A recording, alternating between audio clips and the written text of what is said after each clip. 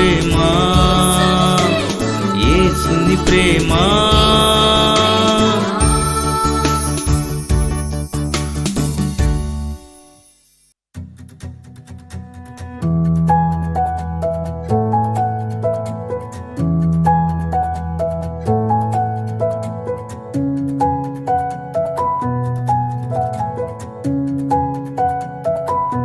స్తుతి నైవేద్యం.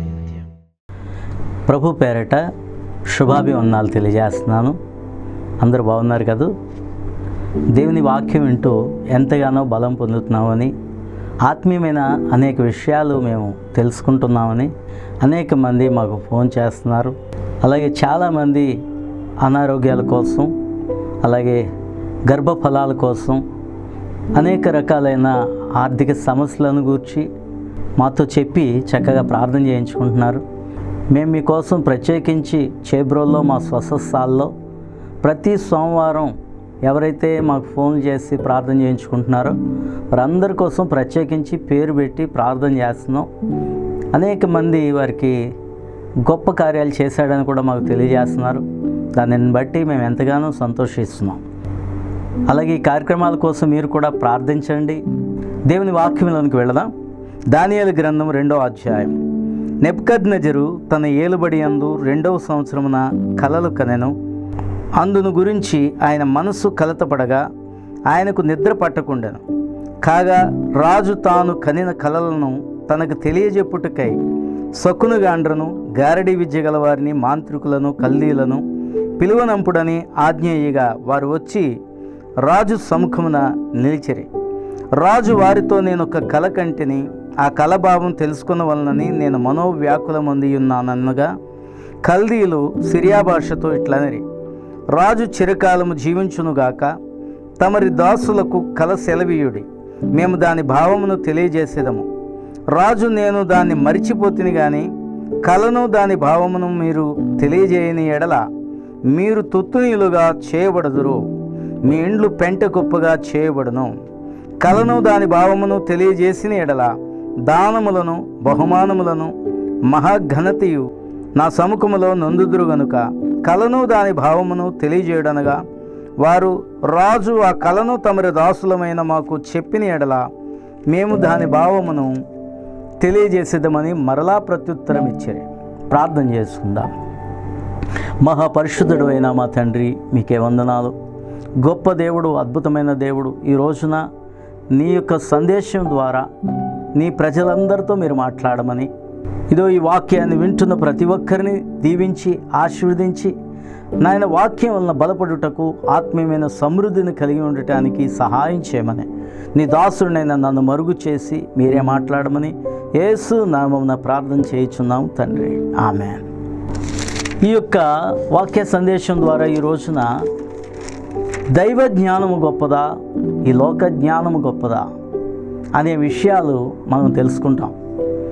అయితే దేవుని జ్ఞానము అందరికీ ఉండదు. లోక జ్ఞానం అయితే ప్రతి మనిషిలోనూ ఎంతో కొంత ఉంటుంది. ఈ నెబుకద్నెజరుకి దేవుడు ఒక కళ చూపించాడు. మరి అయితే ఆ కళను అతడు మర్చిపోయాడట. చూడండి, కళను మర్చిపోతే ఒకసారి నిజమే అందరికీ కళలు వస్తాయి. కొన్ని కళలు గుర్తుంటాయి, కొన్ని మనం మర్చిపోతాం. అది ఏం కళ వచ్చిందా అని చాలాసార్లు మనం తడుముకుంటాం, కానీ ఒక్కోసారి అది మనకి జ్ఞాపకం రాదు. అలాగే ఈ రాజుగారికి వచ్చిన కళను మర్చిపోయాడు. అతడికి కళ కోసం ఎంతో కలవరంగా ఉంది. ఏదో చూశాడు కళలో, ఆ కళను మర్చిపోయాడు.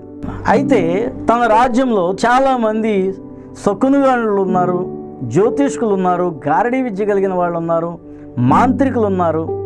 చాలా భయంకరమైన అన్య రాజ్యం అది. దేవుడంటే ఎరుగని ప్రజలు వాళ్ళు. అందుకని ఆ రాజ్యంలో ఉన్న సమస్తమైన వాళ్ళ దృష్టిలో లోకజ్ఞానులందరినీ కూడా ఈ యొక్క నెబుకద్నెజరు తన ఆస్థానానికి పిలిపించి వాళ్ళతో ఈ విషయం చెప్పాడు.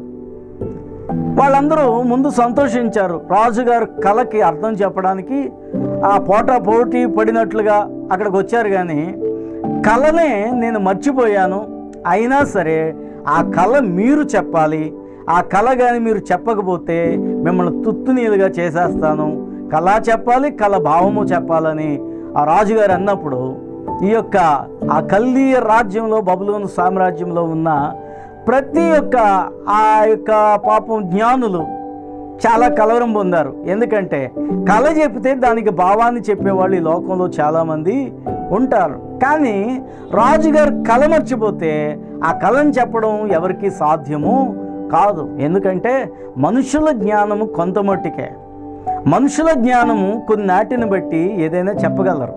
అంతేగాని మర్చిపోయిన కళను చెప్పే జ్ఞానం వారికి ఎక్కడుంటుంది? అయితే ఆ రాజ్యంలో దేవుని బిడ్డలైన యూదులైన దానియేలు ఉన్నాడు, అలాగే వారి స్నేహితులు ఉన్నారు, షడ్రక్, మేషక్, అబెద్నెగో అనే స్నేహితులు. వీరు నలుగురు కూడా బాల్యం నుంచే దైవభక్తిని చేసిన వారు, నిజమైన సృష్టికర్త అయిన దేవుణ్ణి ఆరాధన చేసుకునేవాడు. నిజంగానే యూదులను ఈ యొక్క నెబుకద్నెజరు జయించినప్పుడు యూదా రాజ్యం అంతటిని కూడా ధ్వంసం చేయించి, యెరూషలేము మందిరాన్ని ధ్వంసం చేయించి, ఆ రాజ్యంలో ఉండే యూదులను అనేక మందిని చంపించి, చాలామందిని హతమార్చి, చాలా తెలివైన వాళ్ళను, అందంగా ఉండే బాలులను, ఆరోగ్యంగా ఉన్న వాళ్ళని ఏం చేశాడంటే తన రాజ్యానికి చెరపట్టుకొని వాళ్ళని తన రాజ్యంలో చక్కగా పోషించమని చెప్పాడు. వాళ్ళు మన రాజ్యానికి ఉపయోగపడతారు, వాళ్ళ చేత మనం చక్కగా వాళ్ళని ఉపయోగించుకొని పని చేయించుకోవచ్చు అని చెప్పి ఆ బాలురుగా ఉన్న వాళ్ళని ఒక ప్రత్యేకంగా వాళ్ళని పెంచాలని ఒక ఆస్థాన అధిపతికి అప్పగించి ఈ యొక్క దానియేలుని, షడ్రక్, మేషక్, అబెద్నెగో అనే వాళ్ళని పెంచమన్నాడు. అయితే ఈ బాలురు నలుగురు కూడా ఎంత దైవభక్తి కలిగిన వాళ్ళు అంటే వాళ్ళకి రాజుగారు తినే ఆహారమే పెట్టి వాళ్ళని చక్కగా పోషించి శరీర దారుఢ్యాన్ని కలిగించే విధంగా పెంచాలని రాజు ఆలోచన. అందుకనే రాజభోజనం వారికి పెట్టాలని ఆజ్ఞ ఇచ్చాడు. అయితే ఈ నలుగురు బాలురు కూడా ఆ రాజుగారి భోజనాన్ని తిరస్కరించారు, మాంసాహారాన్ని తిరస్కరించారు. మాంసాహారం యూదులు తినరు అంటే యూదులు తింటారు వారు మాంసాహారానికి చాలా ఇష్టలు. పాత నిబంధన గ్రంథంలో ఆదికాండం నుంచి అది మనం చూస్తాం. ఎందుకు ఆహారాన్ని వీళ్ళు వద్దన్నారు అంటే రాజుగారి తినే ఆహారము అన్య దేవతలకు బలి ఇవ్వబడుతుంది. అందుకని అన్య దేవతలకు బలి ఇచ్చిన ఆ మాంసాహారాన్ని తినడానికి వీళ్ళు ఇష్టపడక ఈ నలుగురు కూడా ఏమన్నారంటే మేము శాకాహారమే తింటాము, మరి మాకు ఏ ఆహారం అక్కర్లొద్దు, కానీ వాళ్ళు పెంచే మిగిలిన వాళ్ళకంటే కూడా మేము చక్కగా ఉంటామండి అని దైవభక్తితో దేవునికి భయపడి ఆ రాజుగారి యొక్క అధిపతితో వాళ్ళు మాట్లాడుకుంటారు. ఆ అధిపతి కూడా వీళ్ళని కనికరించి సరేలే మీరు చక్కగా శాకాహారమే తినండి అన్నారు. ఈ మొదటి అధ్యాయం ఉంటుంది, దేవునికి భయపడే వారికి దేవుడు సంపూర్ణమైన జ్ఞానాన్ని ఇస్తాడు. అందుకనే చూడండి ఒకసారి దానియేలు గ్రంథం మొదటి అధ్యాయంలో 16వ వచనం నుండి చదువుతున్నాను. వారికి నియమించిన భోజనమును పానమును కొరకైన ద్రాక్షారసమును ఆ నియామకుడు తీసివేసి వారికి శాఖాధాన్యములనిచ్చెను. ఈ నలుగురు బాలుర సంగతి ఏమనగా దేవుడు వారికి జ్ఞానమును సకల శాస్త్ర ప్రవీణతయు వివేచనయు అనుగ్రహించెను. మరియు దానియేలు సకల విధములకు దర్శనములను స్వప్న భావములను గ్రహించ తెలివిగలవాడై ఉండెను. చూడండి, దేవుడట దేవునికి వీరు భయపడ్డారు కాబట్టి దేవుడు వారికి ఏమి ఇచ్చాడంటే సకల జ్ఞానమును, అన్ని శాస్త్రాల ప్రావీణ్యతను వీరికి ఇచ్చాడు. దానియేలుకి దర్శనాలను, దర్శన భావాలను చెప్పే జ్ఞానాన్ని ఇచ్చాడు. చూడండి, మనము దేవునికి భయపడటం వల్ల దైవ జ్ఞానాన్ని పొందుకుంటాం. చాలామంది లోకానికి భయపడతారు, లోకస్తులకు భయపడతారు, వీళ్ళేమంటారు వాళ్ళేమంటారు అని దేవునికి కోపం తెప్పించే పనులు చేస్తారు. కానీ దానియేలు, షడ్రక్, మేషక్, అబెద్నెగోలు దేవునికి భయపడ్డారు. రాజుగారికి కూడా భయపడకుండా చక్కగా వినయంగా మాకు శాకాహారం కావాలన్నారు. అందుకనే వాళ్ళు దైవ జ్ఞానం పొందారు. అయితే వాళ్ళు చక్కగా యవనస్తులు అయ్యారు, ఆ రాజ్యంలో చక్కగా ఉన్నారు. వాళ్ళు దైవ జ్ఞానం పొందిన సంగతి రాజుగారితో సహా అందరికీ తెలిసింది.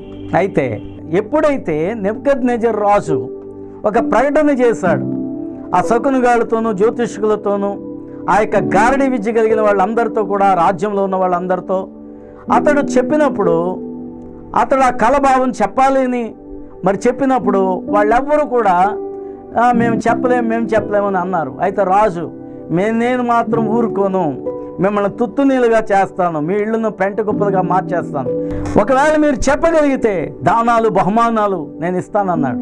నిజమే, రాజుగారికి తలుచుకుంటే దెబ్బలకు కొదువు ఉండదు, బహుమతులకి కొదువు ఉండదు. రాజుగారి కోపం వచ్చినా, రాజుగారికి ప్రేమ కలిగినా అంతే పరిస్థితులు. నిజంగానే రాజుగారు అది ప్రకటన చేయగానే ఆ దేశంలో ఉన్న వాళ్ళందరూ భయపడ్డారు. వాళ్ళతో పాటు దానియేలు, ఈ షడ్రక్ మేషక్ అబేద్నెగోల దగ్గరికి కూడా ఈ విషయం వచ్చింది. వీళ్ళు జ్ఞానులే కాబట్టి వీళ్ళు చెప్పకపోతే వాళ్ళతో పాటు వీళ్ళు మరణించాలి. అయితే దానియేలుకి మరణించడం ఇష్టం లేదు, అందరితో పాటు చనిపోవడం ఇష్టం లేదు. అయితే దానియేలుకి దేవుడు గొప్పవాడు, దేవుడు ఏదైనా చేయగలడు, ఆయన అన్నిటికీ సమర్థుడనే విశ్వాసం అతనిలో ఉంది. అందుకనే ఆ రాజ్య అధిపతికి ఒక మనవి చేస్తాడు. ఏమనంటే, మేము కొంత సమయం తీసుకొని నెబుకద్నెజర్ రాజు గారికి వచ్చిన కళను, ఆ భావమును కూడా మేము చెప్తాము, అయితే మాకు కొంత సమయం కావాలని విన్నవించుకున్నాడు. వినయంతో ప్రార్థన చేసుకుందాం. మహాపరిశుద్ధుడైన మా తండ్రి, మీకే వందనాలు ప్రభువా. కృపగలిగిన దేవా, ఈ వాక్యము ద్వారా యవ్వని బిడ్డలను లేపండి, క్రైస్తవ బిడ్డలలో నిజమైన ప్రార్థనా పరులుగా మీరు మార్చండి, నీ శక్తిని రుజువు చేసే బిడ్డల మారుటకు సహాయం చేయండి. ఈ వాక్యము ప్రభావములే ప్రతి క్రైస్తవుని సంధించుటకు సహాయం చేయమని యేసు నామమున ప్రార్థన చేయుచున్నాము తండ్రి. ఆమేన్.